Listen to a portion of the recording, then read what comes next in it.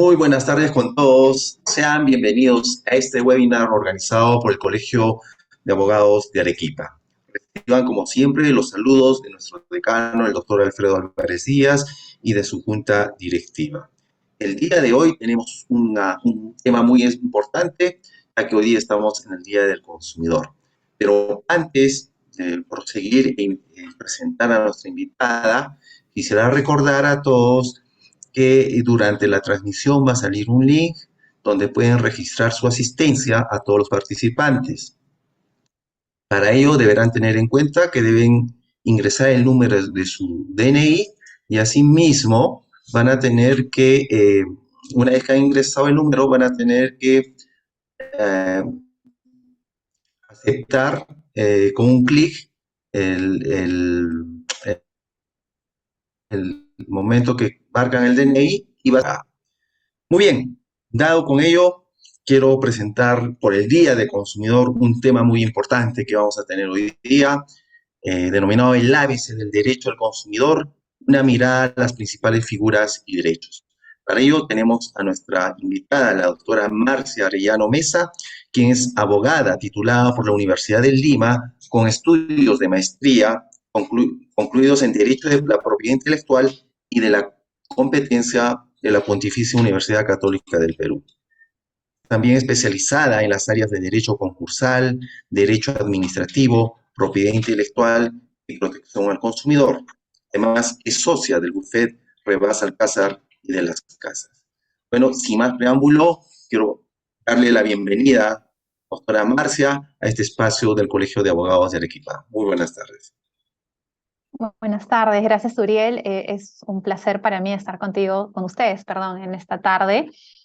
Como bien Uriel mencionó, la finalidad de esta charla es explicarles a todos ustedes de manera muy general las principales figuras del derecho al consumidor, este derecho tan constante, tan cambiante, que va acorde pues con los cambios tecnológicos que vivimos el día a día, de manera que cada vez se enriquece más, varía. Entonces es una materia bastante amplia que nos tomaría pues meses, creo que terminar de poder entender y explicar todo, así que he tratado de sintetizar lo que yo considero más importante en estos minutos que voy a acompañarlos. A ver, eh, creo que sí pueden ver mi pantalla. Ya. A ver, ser consumidor, por definición, nos incluye a todos. Somos el grupo económico más grande en el mercado que afecta y es afectado por casi todas las decisiones económicas públicas y privadas, pero es el único grupo importante cuyos puntos de vista a menudo no son escuchados. Estas fueron las palabras de John F. Kennedy que dio al Congreso de Estados Unidos un 15 de marzo, un día como hoy, del año 62, con lo cual se da nacimiento a lo que ahora conocemos como la protección a los consumidores, ¿no? Esa protección a los consumidores que comenzó en Estados Unidos, luego se fue a Europa y finalmente llegó a Latinoamérica y al Perú en el año 91 con la adopción de la Ley de Protección al Consumidor, este decreto legislativo 716, que luego fue modificado por el Código de Defensa y Protección al Consumidor en el año 2010, y que conllevó pues la creación de la Comisión de Protección al Consumidor dentro del Instituto Nacional de Defensa de la Competencia y de la Propiedad Intelectual, INDECOPI, ¿no? Esta comisión que también ha ido creciendo, en un inicio fue una sola comisión, ahora tenemos 3 comisiones, tenemos órganos resolutivos. Como les digo, el derecho al consumidor es tan cambiante, se actualiza día a día, se generan nuevas problemáticas que pues eso obliga también a que el legislador esté en continuos cambios y la institución a cargo de eso también. Entonces, la regulación en materia de protección al consumidor lo que trata es, o parte de la premisa, o parte de reconocer, mejor dicho, que en la relación de consumo, las partes que intervienen eh, no se encuentran en la misma situación, que hay una diferencia entre una y la otra. No porque una sea más fuerte o la otra sea más débil, sino porque una cuenta con mejor y más información que la otra, lo que se conoce como asimetría informativa. En ese sentido, esa diferencia de información que maneja una parte respecto a la otra genera la necesidad de que el Estado pues intervenga a través de un rol tuitivo, estableciendo pues un sistema de protección al consumidor, que es la parte que no se encuentra en la misma posición informativa que la otra. La celebración del Día del Consumidor, pues que tiene lugar hoy, 15 de marzo, nos permite, nos debería llevar a hacer una reflexión sobre la importancia que tiene y que por fin está adquiriendo los derechos de los consumidores y el papel que cada uno desempeña en el mercado y para garantizar precisamente la protección de este derecho.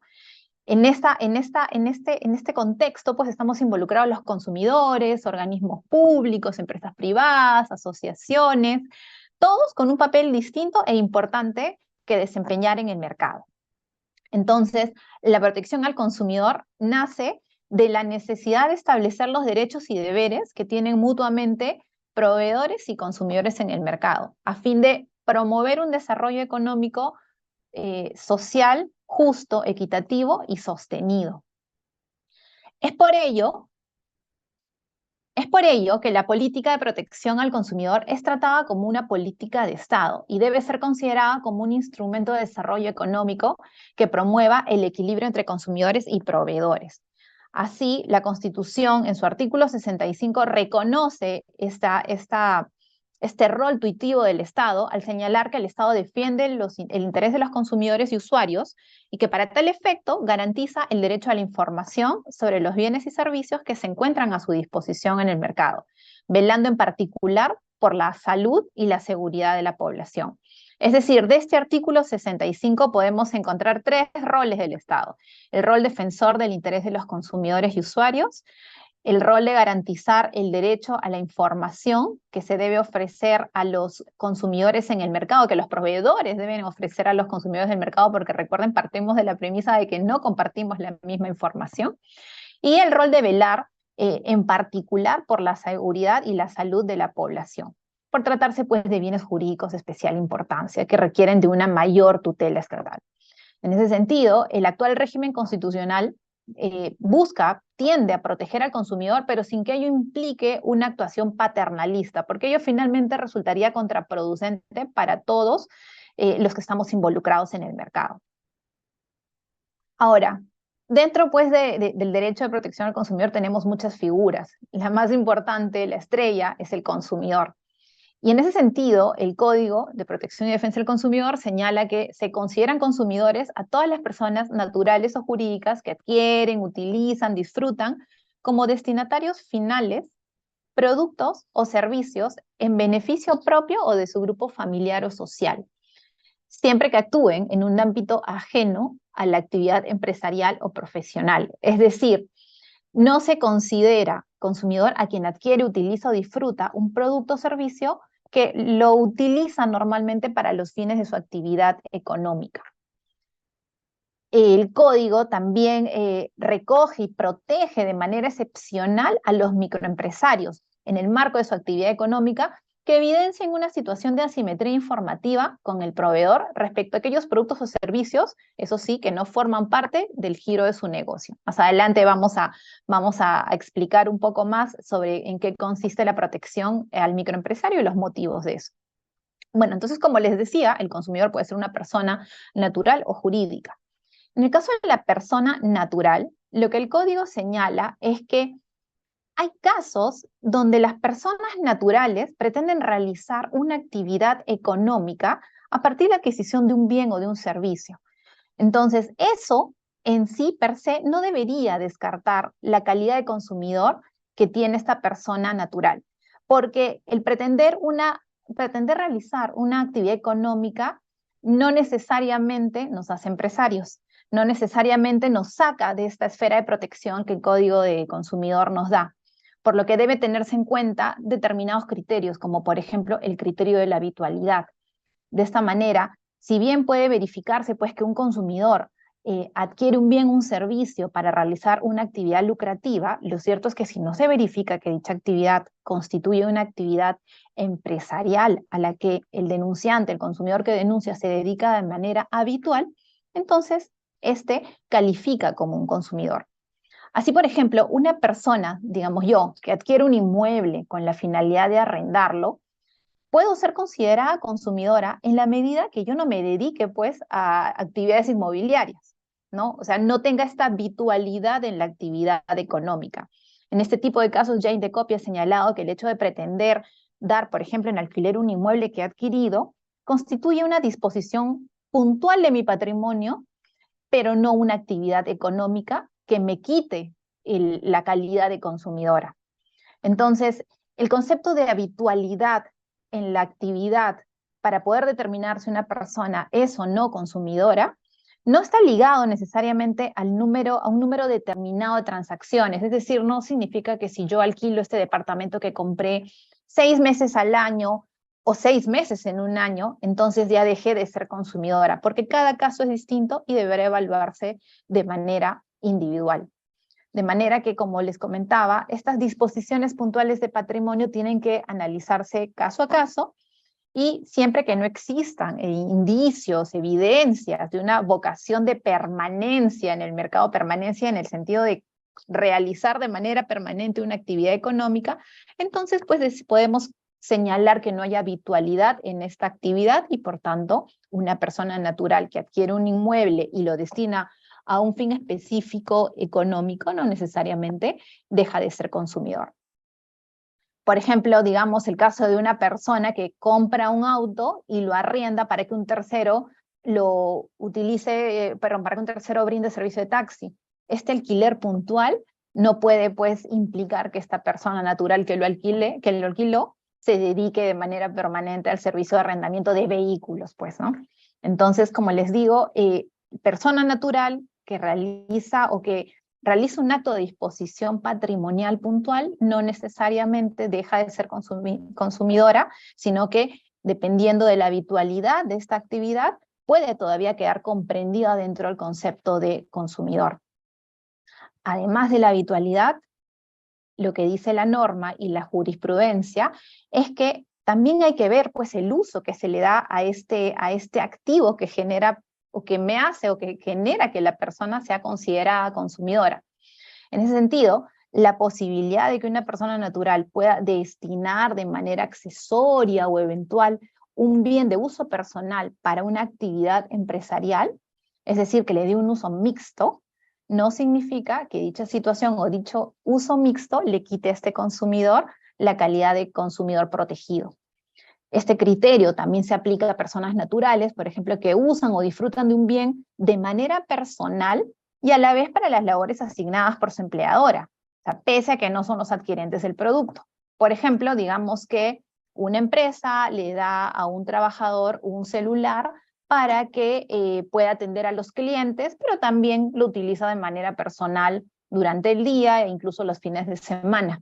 Estamos en una situación donde esta persona natural, uno, no adquirió el bien, 2, la adquirió su empleador, pero él lo usa, lo disfruta de manera personal, mixta, digamos, ¿no? Como trabajador y como persona, ¿no? Fuera del ámbito laboral, con lo cual, pues, ese uso mixto genera que esta persona pueda continuar o pueda tener la condición de consumidor protegido. Es necesario, al igual que con el caso de la habitualidad, analizar caso por caso para evaluar si las características o la naturaleza del bien que se está utilizando permite hablar de un uso mixto o no, ¿no? Al igual que lo que ocurre con la habitualidad, donde no se toma en cuenta el número de transacciones para la determinación de un uso mixto, tampoco se tomará en cuenta el carácter cuantitativo, es decir, quien denuncia, el consumidor que denuncia no tiene que demostrar pues la proporción de uso personal o comercial que le dio al bien, es decir, no tiene que demostrar pues que el 70% del día está hablando por teléfono con su mamá y el otro 30% con los clientes. Esto va a ser determinado caso por caso. Así, en los casos de bienes cuyas características permitan inferir que su uso es destinado normalmente para un ámbito personal y o familiar, se podrá considerar al denunciante como un consumidor protegido, ¿no? Salvo que se demuestre lo contrario. En ese sentido es importante precisar que no se tomará en cuenta el carácter cuantitativo a fin de evaluar ese uso mixto. Ejemplos, por ejemplo, casos en los cuales encontramos, o no, mejor dicho, no encontramos un uso mixto de un activo que puede ser adquirido por una persona natural, digamos un tractor. Digamos que una persona que se dedica al agro, persona natural, adquiere un tractor, evidentemente pues no va a ser para un uso mixto, porque el tractor solamente tiene una finalidad, de manera que no podríamos decir que esto lo utiliza de manera dentro de su ámbito personal o familiar y además dentro de su ámbito empresarial, ¿no? Sin embargo, tenemos otros casos como un auto que a veces las empresas dan a sus gerentes para que se puedan movilizar los fines de semana, o es más, lo pueden utilizar de manera personal, pero a su vez también lo utilizan en el marco de sus labores para movilizarse a reuniones. En ese caso, pues podemos hablar de un bien que, uno, no fue adquirido por la persona que lo utiliza; dos, que tiene un uso mixto; y tres, que le da a esta persona que lo utiliza la calidad de consumidor, pese a que ni siquiera lo adquirió. Ahora, como les decía, los consumidores pueden ser personas naturales o personas jurídicas. Respecto a las personas jurídicas, el código es bastante expreso al tutelar a las personas jurídicas que adquieren bienes o contratan servicios en un ámbito ajeno a una actividad empresarial o profesional. Este supuesto, pues, comprende, digamos, las asociaciones y demás personas jurídicas que no tienen fines de lucro y que en el cumplimiento de su finalidad no lucrativa realizan actividades de carácter no empresarial, y en este contexto adquieren productos o contratan servicios. Entonces, en esos casos, estas personas jurídicas pueden ser considerados. Ojo que siempre que, como les decía, esta relación de consumo o esta adquisición de activos o de bienes o servicios se haga en un ámbito ajeno a una actividad empresarial. Ahora, como les decía al inicio, el código también, dentro de lo que son personas jurídicas, tiene una regulación bastante particular respecto a las microempresas. Es una protección que le da a personas pues, naturales o jurídicas que califiquen como microempresarios. ¿Por qué? La razón de amparar únicamente a los microempresarios y excluir al resto de empresas del sistema de protección al consumidor es que la ley entiende, pues, que los microempresarios, por su tamaño, por su capacidad económica, capacidad organizativa, estructura interna, pueden encontrarse en determinados supuestos en una situación de asimetría informativa frente a sus proveedores, lo cual genera que tengan la condición de consumidor final.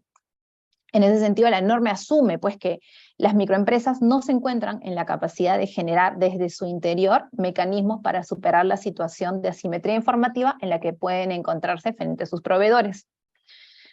Un microempresario podría encontrarse en esta situación de manera similar a un consumidor final, cuando adquiere un producto o contrata un servicio. De ahí que el momento de la contratación es clave para determinar si este microempresario actuó como un consumidor final y, por tanto, puede acceder a la tutela que brinda el código.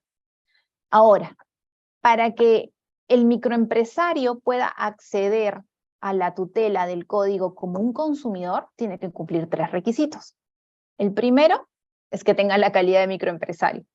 Y para ello no es necesario que se encuentre inscrito en algún registro, como el Registro Nacional de la Micro y Pequeña Empresa, sino que en atención a, digamos, su número de ventas y a la norma que regula a las microempresas, esta empresa califique como tal al momento en que realiza el consumo, el momento en que adquiere el bien o adquiere el servicio, que luego va a generar una denuncia. Además, el bien que adquiere o el servicio que adquiere no debe formar parte del giro propio del negocio. Es decir, por productos o servicios que forman parte del giro del negocio, se debe entender aquellos inherentes a la actividad económica desarrollada por el microempresario, productos o bienes absolutamente imprescindibles para que el negocio se desarrolle, digamos, materia prima o materiales para la fabricación, maquinarias, instrumentos para prestar servicios. La calificación de microempresario como consumidor final exige entonces evaluar si el producto o el servicio contratado se encuentra dentro del giro del negocio de este microempresario que denuncia. Pues de ser así, no habría asimetría informativa que sustente su calidad de consumidor, porque nuevamente recuerden que siempre partimos de este concepto de asimetría informativa. Entonces, lo que busca el código respecto a los microempresarios es protegerlos precisamente por esta situación en la que se encuentra, que no les permite a ellos asumir, pues, gastos, digamos, para poder equiparar esta simetría de información como si la tienen empresas que no tienen la calificación de microempresarios. Eso sí, respecto a bienes y servicios que ellos mismos no conocen, porque aquellos bienes y servicios que ellos conocen, porque son bienes o servicios que utilizan para el desarrollo de su actividad, pues no le permiten o no le dan esta calificación, porque se entiende que ellos saben lo que están contratando, saben lo que están comprando, saben el servicio que están adquiriendo. Es respecto a aquellos bienes y servicios ajenos a su actividad que el código les da una tutela como consumidor. Así, por ejemplo, una microempresa que se dedica a la crianza de vacas, ¿no? Y produce leche, la compra, para una empresa de ese tipo, la compra de productos necesarios para el cuidado y crianza de las vacas no les da la condición de consumidores, porque se entiende que ellos conocen de esos productos porque son utilizados permanentemente para el giro de su negocio. Una persona natural que tiene un restaurante donde se venden bebidas, tampoco califica como consumidor respecto a la compra de estas bebidas, porque nuevamente se entiende que él conoce, es parte de su negocio. También se consideran productos o servicios que forman parte del giro del negocio del microempresario, aquellos que por disposición legal son de contratación obligatoria. Digamos, si tenemos un hotel, los extintores, ¿no? El ascensor que por normas de edificación debe tener los hoteles. O sea, ese tipo de bienes o servicios que se contratan para el cumplimiento de disposiciones legales referidas al negocio, hacen que este consumidor o este microempresario no sea considerado o no pueda ser considerado un consumidor.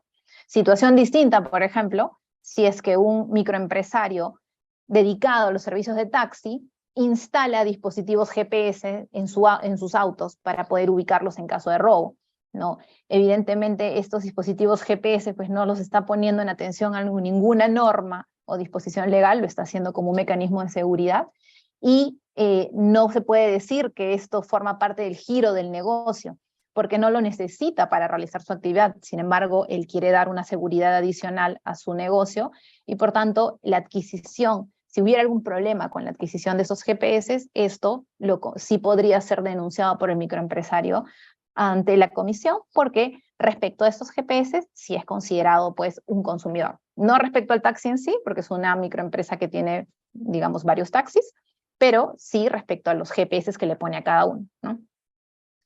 En el caso de un microempresario que tiene como actividad económica, por ejemplo, la comercialización de aves, ¿no? La comida que compra para alimentar estas aves, pues evidentemente no lo vuelve un consumidor. Sin embargo, una operación financiera para captar capital de trabajo, sí lo vuelve consumidor, porque no se espera pues que un microempresario tenga el conocimiento suficiente para poder realizar ese tipo de operaciones financieras. Entonces va a ser bastante casuístico el que un microempresario sea o no un consumidor. Va a depender de cuál es el bien o servicio que genera su denuncia y si éste es ajeno o no a su actividad económica. Y finalmente el último requisito es el de la simetría informativa respecto a dichos bienes y servicios, porque como se trata de productos o servicios que no forman parte del giro propio del negocio del microempresario denunciante, se presume pues que este se encuentra en asimetría informativa. A ver, otro de los actores importantes dentro de este mundo del derecho al consumidor es el proveedor. Al respecto, la normativa señala pues que son proveedores las personas naturales o jurídicas de derecho público, privado, que de manera habitual fabrican, elaboran, manipulan, acondicionan, mezclan, envasan, almacenan, preparan, en fin, bienes o servicios de cualquier naturaleza a los consumidores. La noción de proveedor, entonces, comprende a las personas, a todas las personas en realidad, que forman parte de la cadena de producción y distribución, al que fabrica, al que envasa, al que distribuye, al que pone a la venta el producto. Todos ellos, bajo la normativa de protección al consumidor, son considerados proveedores. Así como las personas jurídicas sin fines de lucro pueden ser considerados consumidores, como les decía, las asociaciones, por ejemplo, pueden ser consumidores, estos también pueden ser considerados proveedores, pues pueden realizar actividad empresarial para destinar lo recaudado a su finalidad no lucrativa. Por ejemplo, acá tenemos el caso de asociaciones que brindan servicios educativos, clubes deportivos, clubes de fútbol, ¿no? Cooperativas de ahorro, asociaciones de fondos contra accidentes de tránsito. Todas ellas, si bien no tienen fines lucrativos, sí pueden realizar actividad económica precisamente con la finalidad de alcanzar estos fines no lucrativos para los cuales fueron constituidos, ¿no? Digamos, un equipo, un club de fútbol, ¿no? No tiene, pues, si se ha constituido bajo la forma de asociación, pues no tiene un fin económico, un fin lucrativo, pero ello no significa que no realice actividad económica, ¿no? No sé, cuando organiza partidos, vende entradas, vende camisetas, no sé, pues organiza conciertos, realiza actividades económicas. Lo que pasa es que esta actividad económica o el producto de esta actividad económica no, pues, no tiene por finalidad repartirla entre los asociados, sino que sirve para poder llegar o cumplir la finalidad para la cual fue constituida. Entonces, en ese contexto, un servicio mal brindado, un producto mal brindado al consumidor por parte de este club de fútbol, lo vuelve proveedor, ¿no? Pese a que es una asociación, lo vuelve proveedor y se encuentra bajo el amparo o bajo las obligaciones, mejor dicho, del Código de Protección y Defensa del Consumidor. De otro lado, también podemos encontrar al Estado como proveedor, ¿no? El Estado también puede ser proveedor, pero ello requiere que se diferencie en cada caso la naturaleza de las prestaciones comprometidas. Pues como se ha visto, existen servicios en que el Estado está obligado a brindar para garantizar el acceso a la salud pública, la educación, previsión social. En estos casos, pues evidentemente no se está frente a actividades no económicas en las que no resultaría aplicable el código, por cuanto tales servicios no los presta el Estado como un agente económico en el mercado. Sin embargo, dentro de sus funciones también puede realizar determinadas actividades económicas, digamos, no sé, pues una institución que vende una institución pública que vende libros, podría en esa relación ser considerado un proveedor, ¿no? Bueno, entonces, habiendo ya repasado las nociones de consumidor, tanto persona natural como jurídica, microempresario, el concepto de proveedor, ahora vámonos a la famosa relación de consumo de la que siempre se habla y que liga precisamente a este consumidor con este proveedor. Y la relación de consumo es esa relación por la cual el consumidor adquiere un producto o contrata un servicio con un proveedor a cambio de una contraprestación económica. Sin embargo, ya la autoridad ha señalado en varios pronunciamientos que si bien entre el denunciante y el denunciado puede no existir una relación contractual, una relación de consumo no necesariamente se restringe a una relación contractual. Es decir, no tiene que haber un contrato de por medio para que una persona sea considerada consumidora y la otra proveedora. En efecto, para ser considerado consumidor, no es necesario ser el adquirente del bien o el contratante del servicio.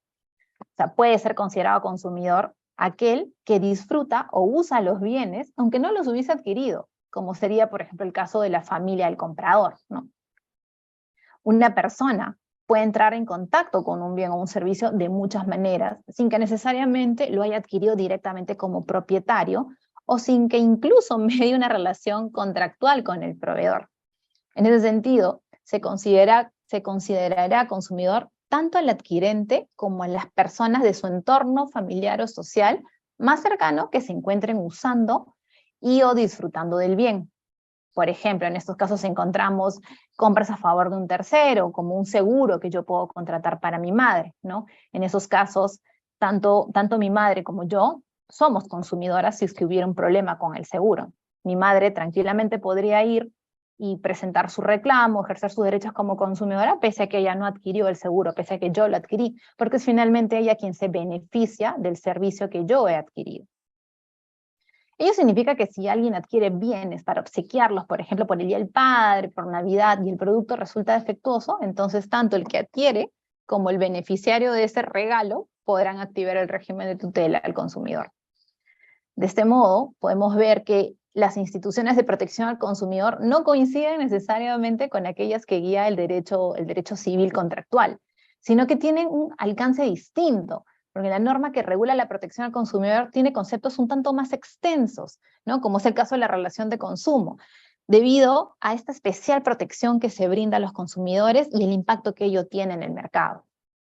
Así, la relación de consumo pues no consiste solamente en una relación formal directa, comprador-vendedor, es decir, sino que va más allá, incorpora todos aquellos servicios complementarios que posicionan a un proveedor en el mercado. Así, por ejemplo, digamos, una persona que va a un centro comercial y es retenido de manera indebida, digamos que sale con su cartera de una tienda y de pronto suena la alarma, sin que él haya comprado nada, se convierte en consumidor y puede ser sujeto o sea, puede activar los mecanismos de protección al consumidor, pese a que no adquirió nada de la tienda de la que sale, ¿no? Porque como les comentaba, no es necesaria esta relación contractual entre el consumidor y el proveedor para que se active la tutela, ¿no? Por ejemplo, un consumidor que se accidenta en una tienda, se resbala porque el piso está mojado, no compró nada. Sin embargo, no por ello deja de ser consumidor y no por ello el proveedor, digamos la tienda, deja de tener responsabilidad.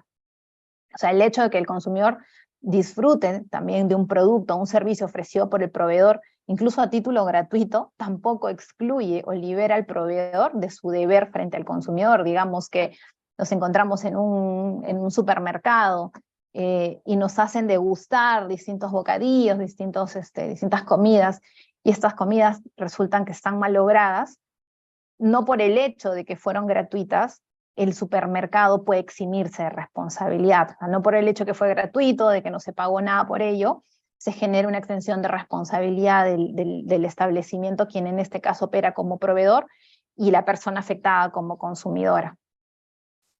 En ese sentido, como pueden ver, pues, lo que busca la norma con esto es tener un alcance mayor y tratar de comprender la mayor cantidad de figuras que le permitan dar una tutela más efectiva y amplia a las distintas figuras de consumidor y de relación de consumo que se pueden ir generando en el mercado.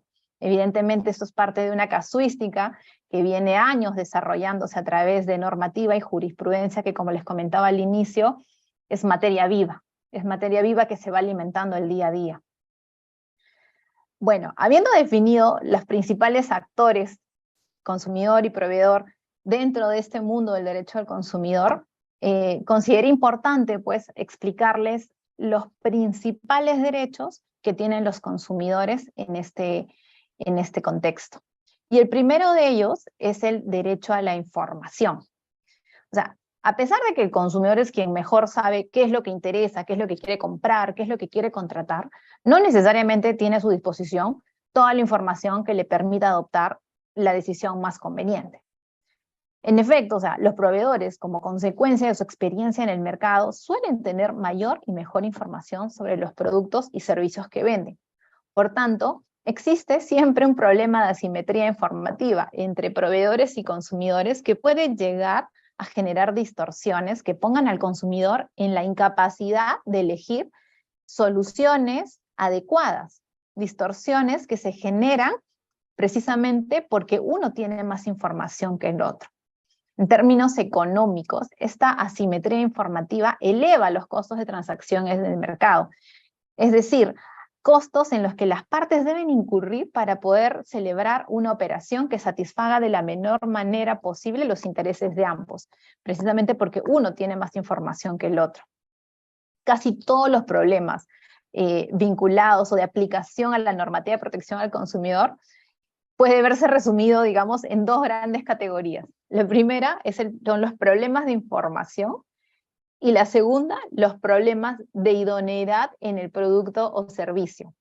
Es decir, los problemas de idoneidad y de información están totalmente ligados, son como las dos caras de una misma moneda, porque el problema de la idoneidad es la falta de coincidencia entre lo que el consumidor espera y lo que finalmente recibe, pero a su vez lo que el consumidor espera depende de la cantidad y la calidad de la información que ha recibido.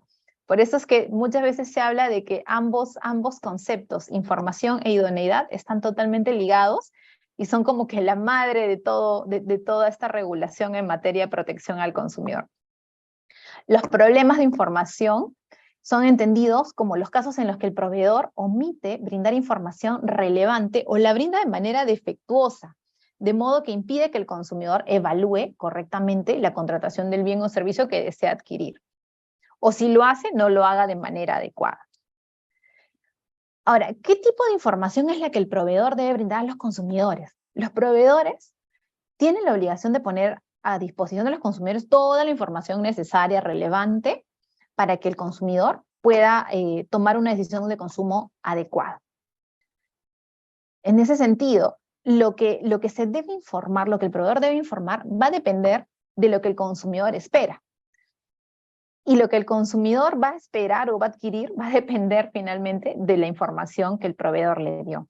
En ese sentido, la información, se dice que la información tiene que ser relevante, oportuna, veraz y clara.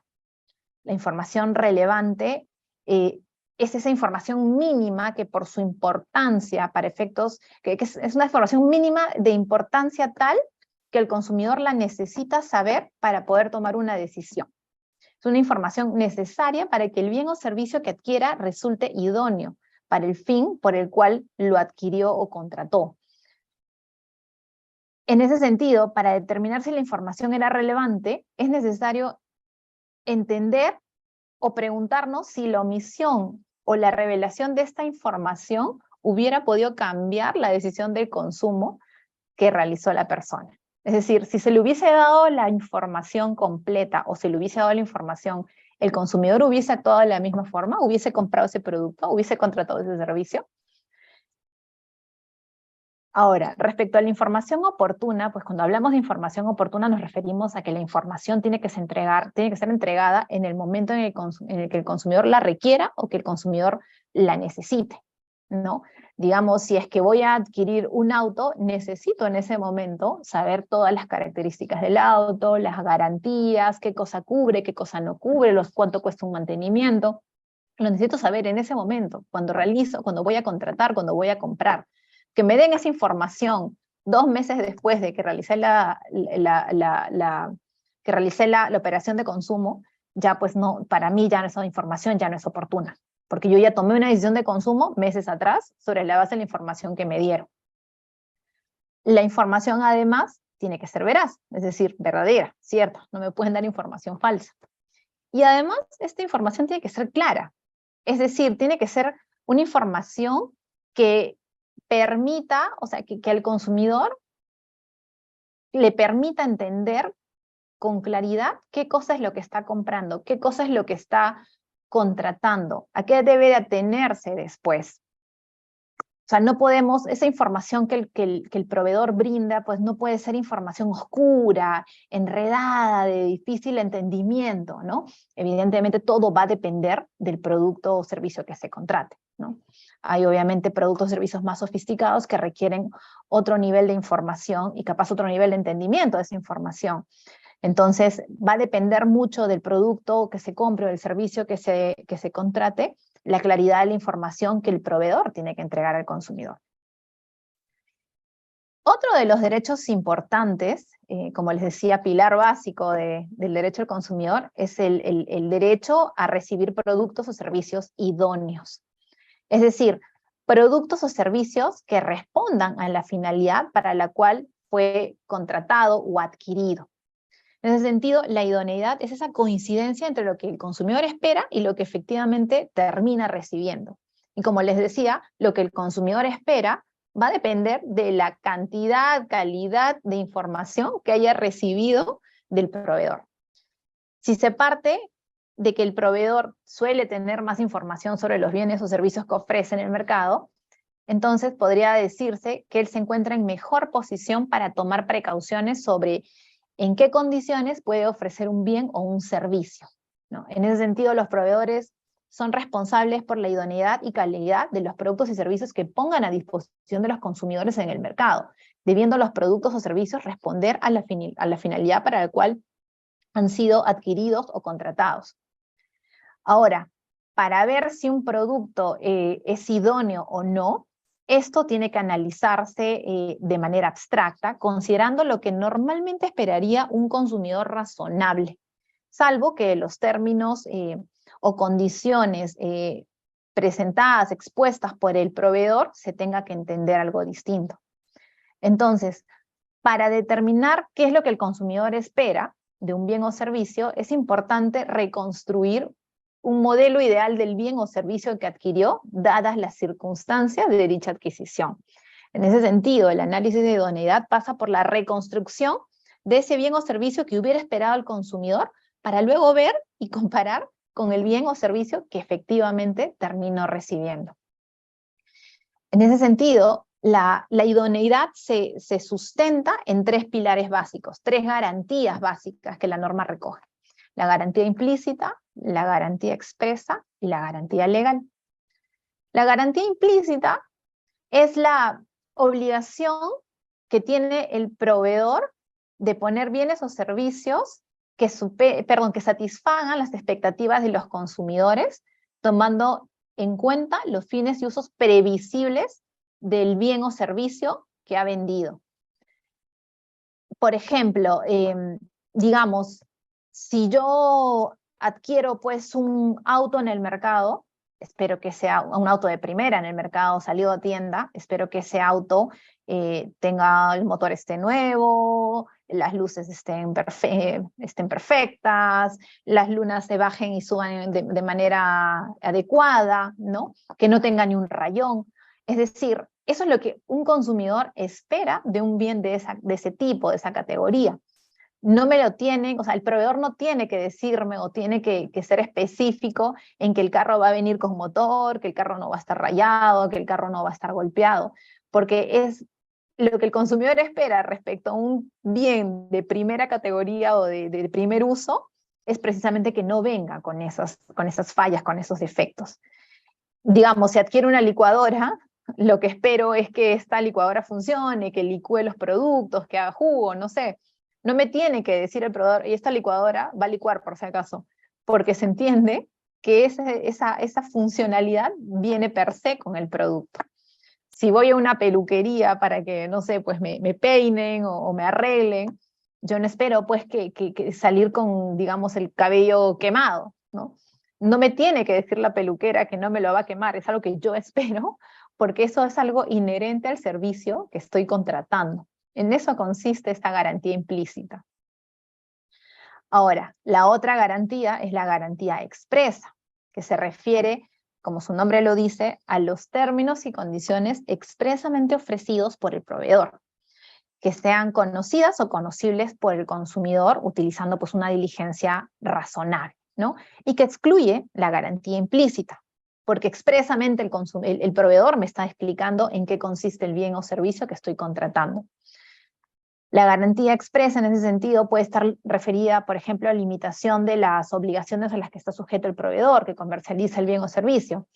Digamos, cuando adquiero nuevamente, volvamos al ejemplo del auto nuevo, el auto salido de tienda, ¿no? La garantía expresa, por ejemplo, la podemos ver en esta garantía que nos dan por un número determinado de años, para determinados servicios, ¿no? O sea, es esta información, este compromiso que asume el proveedor de darme determinados servicios postventa, pero que expresamente me está indicando en el contrato, lo cual incluye también aquellos servicios que expresamente está excluyendo del contrato. Esa es la garantía expresa, lo que el mismo proveedor me ofrece o lo que el proveedor excluye dentro de sus obligaciones. Y finalmente, el tercer pilar del deber de idoneidad es la garantía legal, que es esta que está establecida en una ley, aquella que no la determina el proveedor ni el consumidor, porque la manda la ley. Entonces no puedo pactar en contrario. Una garantía legal pues no puede evidentemente ser desplazada por una garantía explícita ni por una garantía implícita. Es decir, como les decía al inicio, no puedo pactar en contra de eso. Por ejemplo, digamos, la capacidad de aforo en conciertos, ¿no? Eso es una disposición de defensa civil que tiene que cumplirse sí o sí. Entonces, no es posible pues que el proveedor, respecto a su aforo, decida pues superarlo y salvarse de responsabilidad porque me dijo que iba a superar el aforo, porque no es pactable, no es transigible esa materia, ¿no? Por tratarse precisamente de disposiciones legales, ¿no? O por ejemplo, extintores en establecimientos abiertos al público, ¿no? son medidas de seguridad que la normativa de la materia exige a los establecimientos. Entonces no es que el proveedor pueda poner un cartel en la entrada, decir en este establecimiento no tenemos extintores, y con eso tratar de salvarse de responsabilidad, porque no es algo respecto a lo cual pueda pactar en contrario. Entonces, esos son los tres pilares que constituyen el derecho a obtener y a recibir un producto idóneo. El tercer derecho, que yo considero importante, tutelado por el Código, es el derecho a la salud y seguridad. Es decir, es uno de los derechos mínimos del consumidor, que implica una protección eficaz respecto a los productos o servicios que en condiciones normales o previsibles representen riesgo o peligro para la vida, salud o integridad física del consumidor. Esto no debe entenderse que implica que todo peligro que pueda, no implica prevenir todo peligro que pueda causar el consumo de un producto mal fabricado o de un servicio mal realizado, o que los proveedores deban tomar las medidas de seguridad para reducir los riesgos que puedan perjudicar a los consumidores en transacciones comerciales en general. Este derecho se refiere más a que los productos y servicios que por sí mismos son riesgosos o peligrosos se refiere, a productos y servicios que por sí mismos son riesgosos o peligrosos, sin tener que llegar al extremo de que su fabricación o prestación haya sido mal realizada. Por ejemplo, digamos un juego mecánico en una feria, ¿no? Sabemos pues que los juegos mecánicos de una u otra forma pueden generar algún tipo de riesgo a la integridad física, ¿no? Pueden ser un poco toscos, pero, o sea, digamos es un servicio que podría generar determinado riesgo a la integridad del consumidor. Sin embargo, no es que esté prohibido, pero lo que se espera es que el proveedor de estos juegos mecánicos, de este servicio de entretenimiento, tome las medidas mínimas de seguridad, las medidas mínimas de seguridad para que no se ponga en riesgo o en más riesgo, digamos, la integridad o la salud física de los consumidores, ¿no? Entonces, si es que el proveedor de este servicio de entretenimiento va a poner una montaña rusa, pues la montaña rusa tiene que tener los mecanismos de seguridad, tener los mantenimientos al día, siempre estar checando que todo esté bien, ¿no? Porque ya el producto por sí es riesgoso, pero lo que se espera es que el proveedor no incremente este riesgo, sino más bien los minimice con medidas de seguridad. En ese sentido, no hablamos de un peligro intrínseco que por su propia naturaleza pueda tener un determinado grupo de bienes o servicios, sino el riesgo configurado por una serie de acciones u omisiones atribuibles al proveedor al momento de comercializar el producto o prestar el servicio, teniendo como consecuencia pues, una potencial afectación a la seguridad y salud de los consumidores. El derecho a la salud y a la seguridad implica que en caso también se coloquen productos o servicios en el mercado en los que pueda detectarse la existencia de un riesgo no previsto, el proveedor debe adoptar las medidas razonables para eliminar o reducir el peligro en un plazo razonable, ¿no? Porque también puede ocurrir que se ponen en el mercado determinados productos que no se sabía en un inicio que eran riesgosos, pero finalmente terminan siéndolo. Lo hemos visto en algunos medios de televisión, son casos conocidos, ¿no?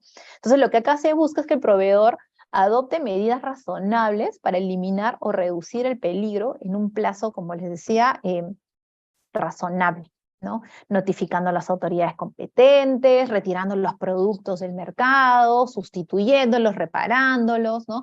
Dando las advertencias necesarias. En ese sentido, si algún producto o servicio empleado en condiciones normales puede atentar contra su salud, contra la salud o integridad del consumidor, esto debe ser advertido y protegido eficazmente. Es así que el INDECOPI, como Autoridad Nacional de Protección al Consumidor, ha creado el sistema de alertas de productos y servicios peligrosos, que tiene por finalidad advertir a la ciudadanía acerca de productos o servicios comercializados en el mercado que podrían poner en riesgo a los consumidores e informar sobre las acciones que se están adoptando respecto a estos bienes, ¿no? Por ejemplo, vemos muchas de estas alertas respecto a vehículos, ¿no? Problemas con sistema de frenos, con airbag. Entonces, ha puesto a disposición de los proveedores esta plataforma para que ellos puedan ingresar información y se pueda mandar una alerta de manera rápida al mercado, entiendes, a los consumidores, para que tengan las precauciones del caso y sepan qué hacer con estos bienes, ¿no? Retirarlos del mercado, llevarlos al concesionario, en fin, una serie de medidas que buscan aminorar el riesgo del consumidor, ¿no? Como les digo, si es que ya se puso un producto cuyo riesgo no se conocía, no existía desde un inicio, entonces lo que se busca es que el proveedor tome las medidas necesarias para aminorar este riesgo. Finalmente, otro de los derechos importantes es el derecho a obtener una tutela efectiva a través de procedimientos eficaces, céleres y ágiles. Es decir, encontrar una tutela administrativa efectiva respecto a derechos vulnerados mediante un procedimiento que sea eficaz, de manera que una vez verificada la infracción se dicten las medidas necesarias para corregirla. Célere, es decir, un procedimiento que nos permita obtener un pronunciamiento en un tiempo razonable. Y ágiles, es decir, un procedimiento flexible con formalidades mínimas que permita el acceso a la justicia a todos los consumidores, ¿no? Pero obviamente resguardando pues la legalidad y el respeto de las garantías procesales, ¿no? Como el derecho de defensa, el debido procedimiento, motivación. La autoridad competente, como ya sabemos todos, para ejecutar este derecho, para dar lugar a este derecho, es el INDECOPI, ¿no? A través de sus diversos órganos resolutivos, sea la Comisión de Protección al Consumidor o los órganos resolutivos sumarísimos, ¿no?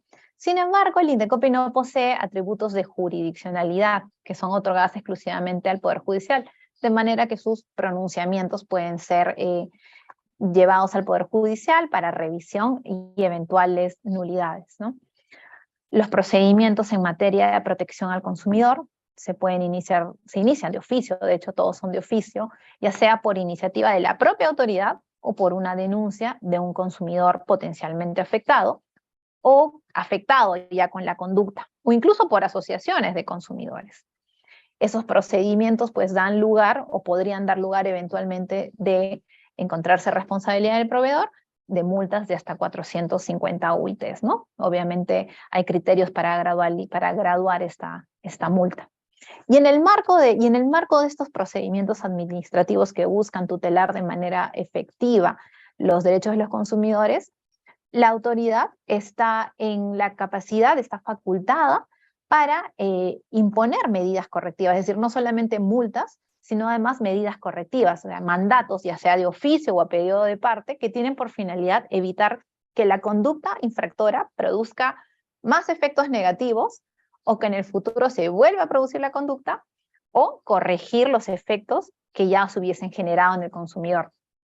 Estas medidas correctivas son de dos tipos: reparadoras, que tienen por finalidad resarcir las consecuencias patrimoniales directas ocasionadas en el consumidor, digamos, reparar el producto defectuoso, cambiar el producto, ejecutar la prestación incumplida.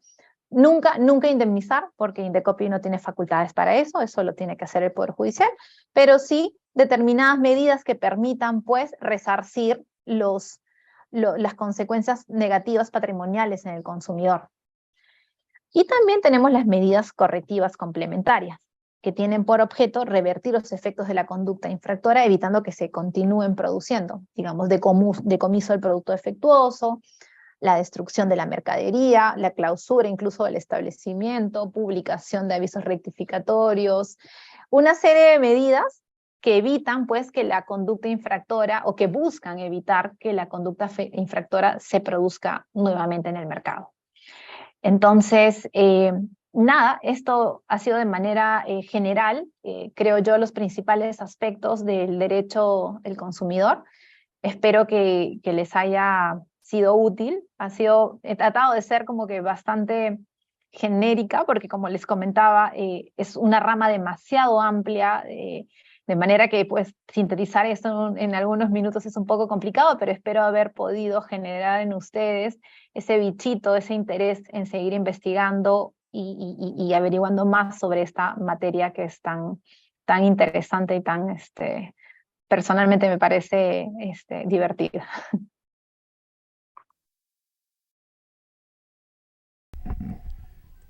Muchas gracias, doctora Marce. Tenemos algunas preguntas que nos han llegado. Le podemos hacer un momentito para que le pueda leer usted, por favor, para que le podamos dar. Sí, claro. Ya, a ver un ratito. Ya, tenemos la primera. Aquí está, para que pueda verlo también usted. ¿Qué medidas se están tomando para hacer frente a las nuevas formas de fraude y estafa en el mercado, como el phishing y el smishing? Sí, de hecho, como les comentaba, pues esta materia es bastante cambiante, se va actualizando conforme va avanzando pues la tecnología y de hecho pues se ve este tipo de estafas a través de estas figuras como mencionan. Entonces, claro, todo esto finalmente, lamentablemente en estos casos, claro, no tienes pues a un proveedor a quien denunciar. Muchas veces figuras se prestan o se aparecen, ¿no? Con ocasión de eh, virus que se van incorporando en los dispositivos y que generan estos problemas, ¿no? Sin embargo, es cierto que también las entidades del sistema financiero tienen la obligación de mejorar sus mecanismos de seguridad a fin de evitar que los consumidores se vean afectados a través de este tipo de figuras fraudulentas como las que ustedes mencionan, ¿no? De hecho, Indecopy es bastante activo respecto a servicios financieros, tiene una comisión especializada en esos temas, ¿no? Que busca verificar que las entidades del sistema financiero efectivamente hayan tomado las medidas de seguridad necesarias para reducir, aminorar y es posible eliminar los riesgos de estafa a través de estos sistemas informáticos que pues cada día cambian y aparecen nuevos, ¿no? Muchas gracias, doctora. Tenemos una pregunta más, a ver, le pongo. ¿Qué derechos tienen los consumidores si descubren que la información proporcionada por una empresa es incorrecta o engañosa después de haber realizado una compra? Claro, como les comentaba, pues el derecho a la información es uno de los pilares del derecho de protección al consumidor. Y eso que están mencionando ahí, pues es el típico caso de infracción al código, que es denunciable ante Indecopy, porque precisamente pues esta información, como les comentaba, tiene que ser oportuna, relevante, veraz y certera, de manera que tiene que ser entregada por el proveedor al consumidor en el momento necesario, ¿no? Dependiendo de cada caso. Por ejemplo, si es que yo compro pues un auto, tiene que ser al momento de la compra, ¿no? Si es que adquiero un servicio telefónico, tiene que ser al momento de contratar el servicio, ¿no? Entonces, información que no se brinde en su debida oportunidad y que genere una decisión de consumo que no es la que se hubiese tomado si es que se hubiese contado con la información, es denunciable. Entonces, esos casos se pueden llevar al Indecopy y se puede denunciar al proveedor que incumplió con su derecho, con su deber, perdón, de información.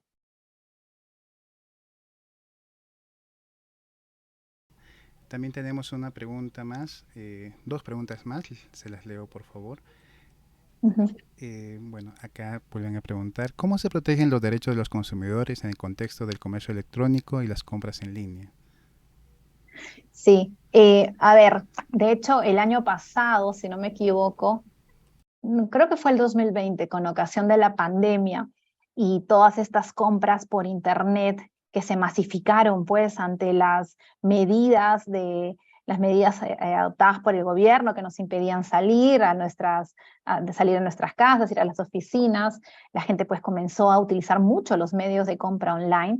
Y esto yo creo que los proveedores no se encontraban preparados, nadie se encontraba preparado, de manera que hubieron muchos casos de servicios defectuosos, ¿no? Casos donde el proveedor no entregaba el producto o lo entregaba fuera de los plazos ofrecidos, ¿no?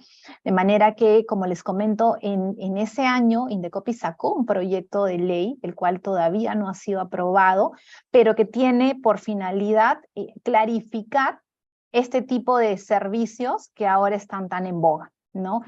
No significa que no estén protegidos, o sea, este tipo de servicios defectuosos a través del comercio electrónico pueden ser canalizados a través de temas de información, idoneidad, pero lo que Indecopy buscaba era tratar de aterrizar un poco más la regulación a casos específicos de comercio electrónico. El hecho de que este proyecto de norma todavía no haya sido aprobado no significa que los consumidores no estén protegidos, porque, como les digo, siempre se pueden causar en cualquiera de los derechos contenidos en el código, como son los que les comenté, ¿no? Muchas gracias, doctora, muy amable. Tenemos una pregunta más, la última pregunta, del participante Moisés Yáñez. Muy buenas noches. ¿Qué sucede si alguna empresa o entidad no brinda o no tiene libro de reclamaciones? Sobre todo ahora que se ha vuelto a la normalidad post-pandemia, que se amparan en lo virtual. Sí, el libro de reclamaciones, de hecho, es una obligación que tienen todos los proveedores con establecimientos abiertos al público. Lo que puede ocurrir es que si un proveedor brinda el servicio de manera virtual, evidentemente su libro de reclamaciones va a tener que ser virtual. Si un proveedor brinda el servicio de manera física o virtual, digamos, pues no sé, una tienda retail, ¿no? O un supermercado, puede tener el libro de reclamaciones en ambas modalidades. Sin embargo, no hay ninguna situación en la que no lo tenga. O sea, tienen que tenerlo, y el no tenerlo constituye infracción. El no contestar los reclamos dentro del plazo legal constituye infracción. Si tengo un establecimiento abierto al público, físico, el no tener mi cartel y el libro de reclamaciones a la vista constituye infracción. Es decir, siempre, como les decía, el proveedor tiene la obligación de tener un libro de reclamaciones, solamente que va a depender la modalidad en que brinda el servicio, si es que el libro es totalmente virtual o es virtual o físico, ¿no? Si tiene un establecimiento abierto al público físico. Muchas gracias, doctora.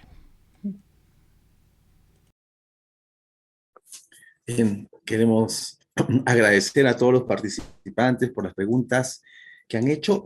Doctora, me gustaría aprovechar la oportunidad para hacerle una pregunta de repente sobre el comercio electrónico que se mencionó hace rato.